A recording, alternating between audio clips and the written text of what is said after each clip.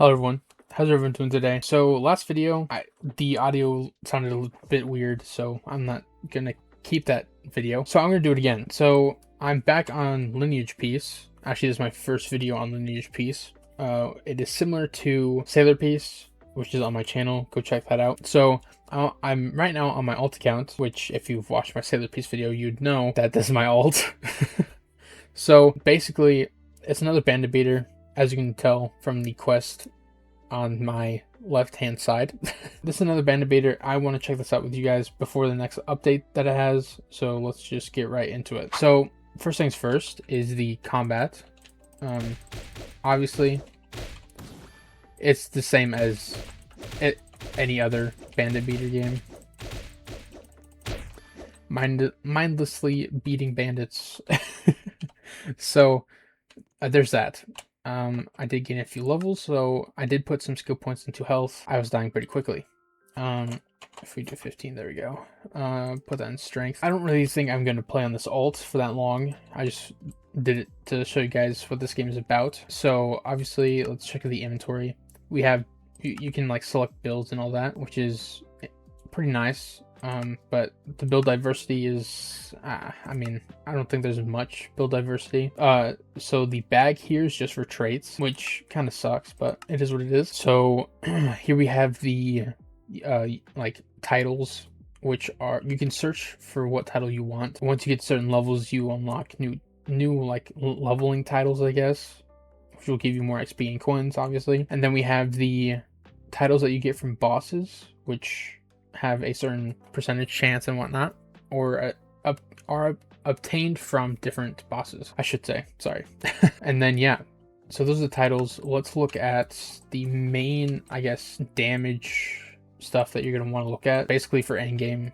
I mean, it's not specific to endgame. You can literally grind it beforehand. Maybe not that early, but still. Here we are in Lineage Town, and so basically you have the banner here, which will give you Miyabi, which is from Zenless Zone Zero. Her sword is pretty good, definitely for early game as well, especially if you get it early, which I did not, so I had to grind from the ground up, which is not that big of a deal. Here we have the stats, as per usual. The max roll that I've gotten from this is double S, which, I mean, I'll take it. Here we have the blacksmith. This will upgrade your current, I guess, spec. The max is to plus 10, which will give you 20% damage to that weapon type.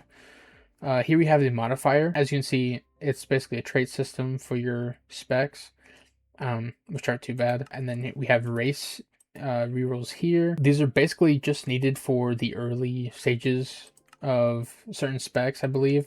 I haven't tried the melee specs, so don't quote me on that. Here we have the fruit reroll for 25k, and then the gem one's right over here, but it's really not important. Here we have the traits. I mean, in my opinion, the best one would be the Ruler of Death, because you get minus 30% cooldown and 120% damage. So, in my opinion, that's probably the best one. And then we have the rank system.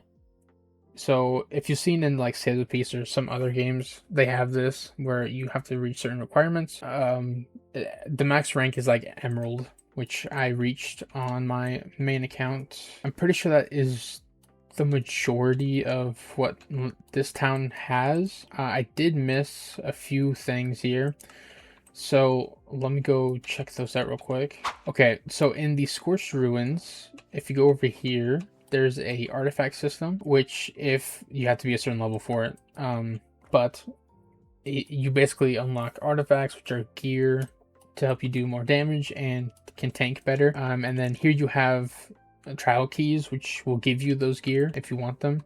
It's not hard at all. I mean, for early game it is, but other than that, no. So in Monument Isle, we have the Simulated Sea, which is a roguelike game mode, which has a maximum of 5 Cs, as you can see here. And then once you reach a certain amount of points, you get these rewards here, which are, again, not too bad. They refresh daily. And so if you go over here and drop down, here we have the tower mode. So This refreshes weekly, but the leaderboard will refresh like every few minutes or something. And then here we have the upgrades. You get a maximum of 20% damage on this. I don't know about crit chance or crit damage. Luck will give you a max of 10%, I believe, something like that. And then more health and damage, of course. And then the tower shop itself pretty much has keys and tickets, which I don't really care much about, in my opinion. But yeah, that is basically it. And yeah, if you guys did like this video, like, subscribe, and if you guys want to see more, please let me know. And yeah, can't wait till the next update for this game. See you all then. Peace.